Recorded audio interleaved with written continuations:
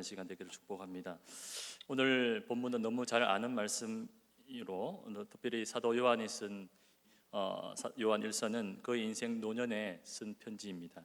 그 당시 주님을 직접 보고 경험했던 수많은 당시 제자들과 그리고 성도님들은 다 천국에 많이 가시고 남은 2세대와 3세대들이 그 신앙을 대를 이어서 계속적으로 가고 있었습니다. 그런데 그들이 그 뜨거웠던 그 부모들 그 윗대의 그 신앙을 이어가지 못하고 점점 신앙이 약해져만 가고 있었던 그 때입니다. 그들은 그렇게 신앙을 약하게 만들었던 그 이유가 무엇이냐라고 했을 때 그들에게 외부에 많은 이단들의 박해들이 그 당시에 많이 있었습니다. 그래서 외부의 핍박이라고도 말씀 드릴 수 있겠지만 그들을 진정으로 그들의 신앙이 약하게 만들었던 것은 외부적인 것보다 그 내적인 공격, 특별히 유혹에 많이 넘어지고 있었다는 것입니다. 특별히 하나님보다 세상을 더 갈망하고 있었던 그 유혹들 말이죠. 그리고 하나님보다 특별히 하나님을 예배하는 것보다 세상의 성공과 그 재미에 푹 빠져 살아가던 그 유혹에서 그들은 헤어나지 못하면서 그들은 내적인 그 외적인 공격으로 말미암아 하나님과 점점 멀어지게 되었고, 그리고 하나님과의 그 첫사랑, 그 뜨거웠던 갓 쪄낸 찐빵처럼 따뜻했던 그 신앙은 차가워져서 아무 맛도 안 나는 그런 신앙으로 전락해 버리고 말았을 그때에 사도 요한은 붓을 들고 에베소에서 그들에게 신앙으로 건면하는 말씀입니다. 오늘 그들에게만 뿐만 아니라 오늘 우리에게도 동일하게 하나님의 생명의 말씀을 다시 한번 전할 때 하나님 잃어버렸던 그 첫사랑을 그때도 지금 우리에게도 다시 한번 더 도전받아 회복하는 역사가 오늘 저와 여러분 가운데 일어나기를 주님의 이름으로 축복합니다. 20세기 들면서 런던 타임즈에서 독자들에게 이런 질문을 하나 했습니다. 이 세상은 무엇이 문제일까요? 많은 사람들이 그 당시에 그 질문에 답을 했습니다. 이 세상은 대통령이 문제입니다. 그리고 위정자들이 문제입니다. 그리고 저 사람만 아니었으면 이 나라와 이렇게 이 모양 이 꼴이 안 되었을 텐데 라고 하면서 많은 자를 탓하게 되었고, 그리고 가정 안에서도 내가 저 사람만 안 만났으면 내 모양이 요 꼴은 안 되었을 텐데 라고 하면서 많은 대답을 했습니다. 그리고 교회를 향해서 빛과 소금이 되어야 될 교회가 그렇게 하지 못함으로 말미암아 이 나라 민족 이 세상이 이렇게 되었다라고 남 탓을 많이 했던 것 같습니다. 그런데 그 당시 영국의 작가이자 그리고 그 철학자였던 체스터턴이라는 사람이 이렇게 대답을 했습니다. 여러분, 제가 문제입니다. 그 한마디에 많은 사람들이 감동을 받고 그러기를 머리를 숙였다고 하지요. 여러분, 저도 살아가면서 많은 탓을 남에게 돌리고 남 탓으로 많이 돌렸던 기억들이 많이 이 말씀을 준비하면서 들었습니다. 지금 코로나로 인해서 여러 가지 문제를 보면서 정말 백신만 나온다면, 그리고 이것은 중국이 문제다, 무엇이 문제다, 정부가 문제다 탓을 돌리기 전에 먼저 내 문제인가 다시 한 번 더 이 말씀 앞에서 돌아보게 되었다는 것입니다. 그런데 오늘 바울도 똑같은 얘기를 합니다. 우리 다 같이 디모데전서 1장 13절과 15절 말씀 다 같이 한번 읽겠습니다. 내가 전에는 비방자요 박해자요 폭행자였으나 도리어 긍휼을 입은 것은 내가 믿지 아니할 때에 알지 못하고 행하였음이라. 죄인 중에 내가 괴순이라. 아멘. 사도 바울 역시 그 문제의 해답이 어디에 있는지를 정확하게 알고 있었습니다. 외부의 다른 밖에 다른 외부의 다른 사람과 환경이 문제가 아니라 바로 문제의 근원은 내다. 내가 바로 죄인 중에 괴순이라 라고 하면서 문제를 남 탓으로 돌린 것이 아니라 나와 하나님과의 관계로 다시 한 번 더 돌이켰다는 겁니다. 체스터턴이 그 철학자가 고백했던 여러분 제가 문제입니다, 이 고백과 동일한 고백이라고 할 수가 있는 것입니다. 여러분, 오늘 이 생명의 말씀 앞에서 그리고 다시 한 번 더 여러분에게 한번 질문해 보십시오. 진짜 문제가 무엇입니까? 코로나라는 큰 거대한 풍랑이 문제가 아니라 그 거대한 풍랑을 바라보면서 점점 약해져만 가고 있는 우리들의 가슴과 메마른 이 심령이 되어서 진짜 기쁨을 잃어가고 있는 내가 문제가 아니냐는 것입니다. 사랑하는 여러분, 분명 지금은 힘들고 어려운 시대를 우리가 살아가고 있습니다. 그러나 생명의 말씀을 듣고 있는 지금이 바로 주님의 때요, 은혜 받을 때요, 다시 한번 더 힘주어서 그 복음을 증거할 때가 바로 이때인 줄 믿습니다. 이때라 내가 주님의 긍휼을 받을 때가 바로 오늘 이때인 줄 믿고, 오늘 말씀 앞에 다시 한번 더 여러분의 그 가란 심령을 회복하시는 저와 여러분 되시기를 주님의 이름으로 축복합니다.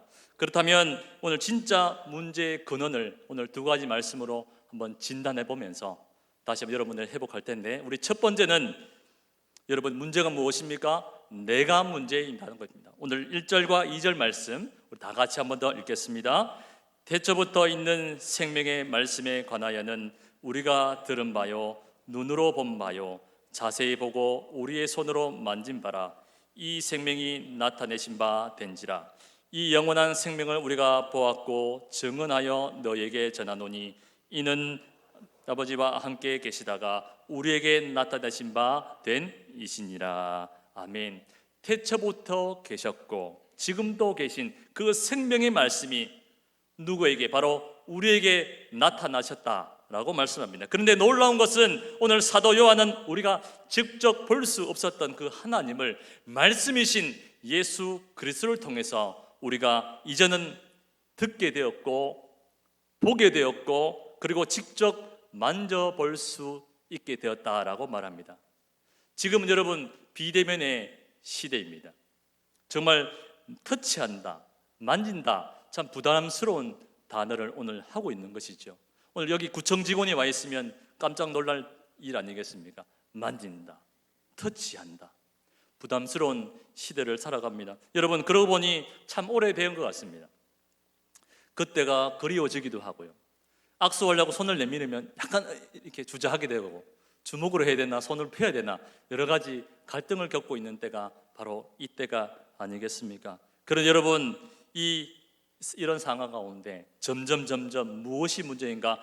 하나님의 영적인 터치, 영적인 손으로 주님을 만져보고 주님을 누리고 주님 안에서 손잡고 함께하는 그것이 얼마나 멀어졌는지를 다시 한번 더 여러분 생각해 보아야 한다는 것입니다. 주님께서는 이 땅에 오셔서 말씀만 하지 않으셨죠. 이런 주님의 길을 한번 따라가 보시면 주님께서는 병자의 손을 만져주셨습니다. 가난하고 약하고 고통받는 자들에게 손을 잡아 일으켜 세워주셨습니다.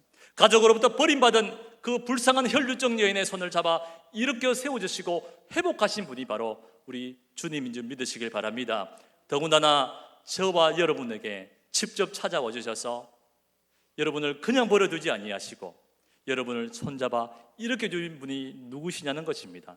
바로 우리 주님인 줄 믿습니다. 오늘 이 오후 시간에도 주님은 여러분과 함께 계시면서 오늘 저와 여러분의 마음을 만져주시고 이 비대면 시기에 하나님과는 비대면이 아니라 접촉하고 만지고 오늘 이 사도 요한이 고백했던 것처럼 그 하나님을 눈으로 보고 듣고 만져보았다고 고백할 수 있는 그 하나님의 영적인 회복이 여러분 가운데 일어나기를 축복합니다. 야고보서 4장 8절 말씀 우리 다 같이 한 번 더 읽겠습니다. 하나님을 가까이 하라. 그리하면 너희를 가까이 하시리라. 아멘. 하나님을 가까이 하면 하나님 가까이 계신 분이라고 말씀하고 계십니다. 이사야서 55장 6절 말씀도 다 같이 한번 읽겠습니다. 이사야 56장입니다. 너희는 여호와를 만날 만한 때에 찾으라. 가까이 계실 때에 그를 부르라. 아멘. 하나님은 멀리 계신 분이 아니라고 성경 이야기합니다. 가까이 계신 분이다. 그 하나님을 만날 만할 때 찾아라. 그러면 여러분을 만나 주실 것이라고 말합니다. 우리 아가서 8장 6절 말씀도 다 같이 한번 더 읽겠습니다. 너는 나를 도장같이 마음에 품고 도장같이 팔에 두라. 아멘. 여러분 주님을 도장같이, 도장이 가슴에 팍 새기듯이 주님을 새기시기를 축복합니다. 도장에 한번 새기면 지워지지 않는 것처럼 주님을 가슴에 새기라고 오늘도 우리에게 권면하고 있는 말씀. 여러분 마음속에는 무엇이 새겨져 있습니까? 세상의 근심 걱정이 새겨져 있습니까? 공난, 풍랑, 코로나 때문에 염려 걱정으로 여러분 마음을 새기고 있냐는 것입니다. 아니면 다시 한 번 더 주님의 마음으로 도장이 새기듯이 여러분 가슴에 주님으로 새겨져 있느냐는 것입니다. 다시 한 번 더 문제가 아니라 내가 주님 앞에 낮아져서 아직 주님 앞에 나아가지 못하고 있는 내 자신이 문제이지 않느냐는 것입니다. 오늘 이 시간 다시 한 번 더 하나님 앞으로, 말씀 앞으로, 그리고 생명 앞으로 나아가서 다시 한 번 더 주님의 말씀으로 회복되는 여러분 되시기를 축복합니다. 요즘 선교센터에 제가 머물고 있습니다. 거의 6월달에 간다고 생각했던 이 계획도 다 무너지고 이제는 언제 열릴지 모르는 상황 가운데 거저 지내는 것이 아니라 그 시간도 하나님 주신 시간인 줄 알고 정말 값지게 그리고 소통하면서 지내려고 노력을 많이 합니다. 그런데 선교센터에 있으면서 많은 선교사님들이 들어와 계십니다. 각 나라의 선교사님 다 들어와서 같이 기도하면서 제게 하는 말이 있습니다. 선교사님 어디로 가려고 합니까? 제가 필리핀으로 가려고 합니다. 그랬을 때 그분이 하는 말씀이, 대부분 많은 선교사님들이 제게 권면하는 말씀이, 거기 왜 들어가려고 합니까? 우리 선교부는 다 철수하고 필리핀에서 다 철수했는데 거기 왜 들어가려고 합니까? 들어가지 마십시오. 이런 얘기를 많이 듣습니다. 자주 듣다 보니까 저도 걱정이 되기도 하고요, 염려되기도 했지만 오늘 진짜 문제가 어디냐?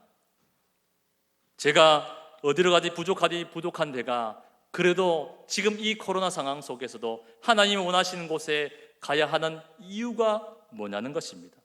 그래서 여기 이유가 있다면 하나님을 알지 못하는 자들에게, 하나님을 그저 전하는 자가 아니라, 지식을 전달하는 자가 아니라 하나님을 보고 듣고 만져지도록, 그 하나님을 경험하도록 하나님을 전하는 사명이 오늘 저에게 있다고 믿으시길 바랍니다. 오늘 사랑하는 여러분, 많은 사람들이 이렇게 얘기합니다. 저는 나이가 많아서 안 됩니다.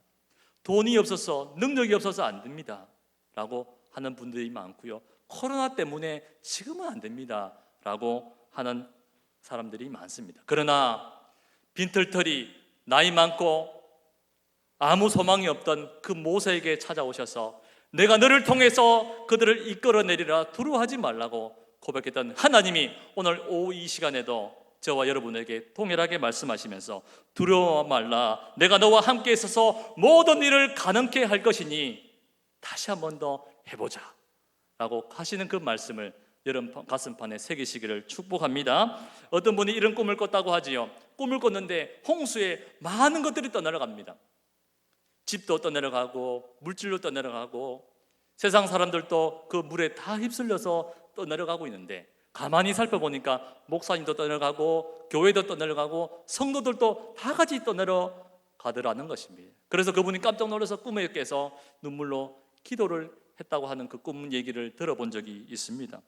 여러분, 오늘 사도 요한이 병원에 가면 처방전을 주듯이 오늘 영적으로 힘을 다 잃고 떠내려가는 그 2세대와 3세들에게, 그리고 성도들에게, 오늘 우리들에게 사도 요한은 힘주어 처방전을 우리에게 말씀해 주면서 뭐라고 하냐면은 그 복음, 다시 한 번 더 예수 그리스도의 복음을 힘주어서 전해야 된다고 우리에게 말씀하고 있습니다. 2절에도 3절에도 4절에도 동일하게 말씀하고 있습니다. 우리 2절 말씀 봅니다.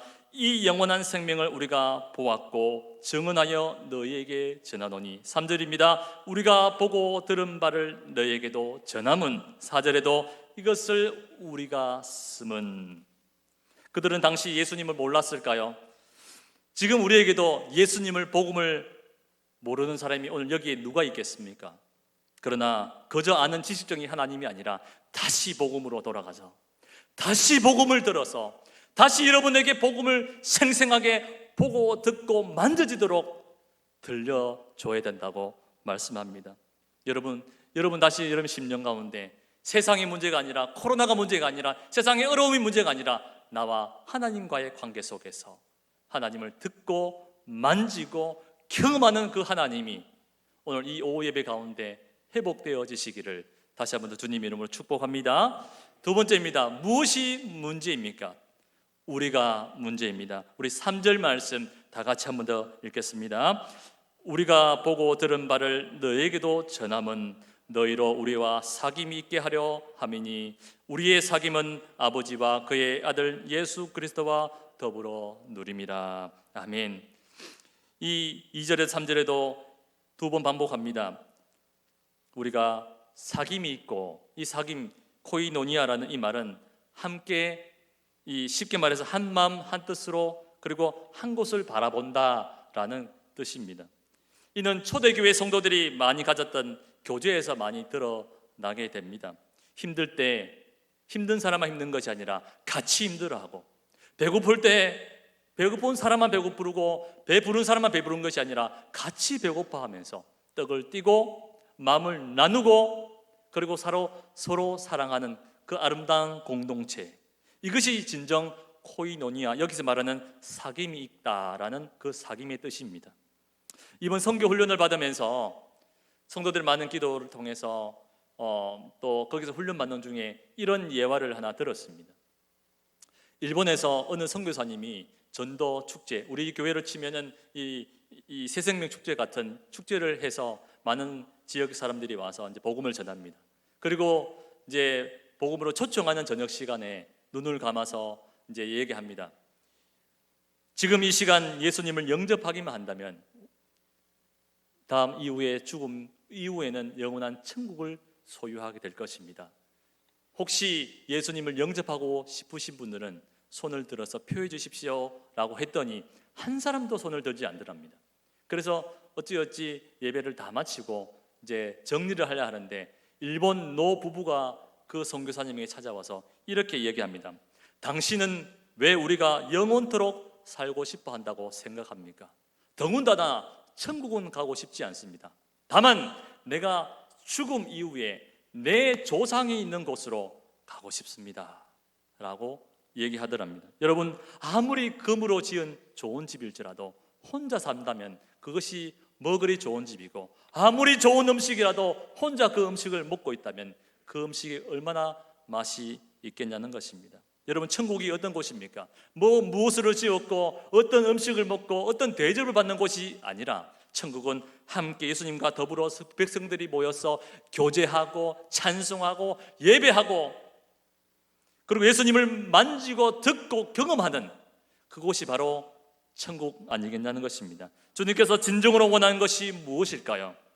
어떤 것보다 주님과 깊은 교제가 회복되는 것이고, 또한 모이기를 피하는 어떤 사람들의 습관과 같이 하지 않고 날마다 성령 중심, 말씀 중심, 하나님 중심으로 모여서 서로 사랑하고 위로하고 이곳이 마치 천국과 같은 그런 공동체로 회복하기를 원하는 것이 우리 하나님 뜻인 줄 믿으시길 바랍니다. 선교사가 무엇인가? 저는 6개월 동안 선교가 무엇인가? 선교사가 할 일은 그럼 무엇인가? 이것으로 이 말씀 앞에서 다시 한 번 더 저를 돌아보게 되었다는 것입니다.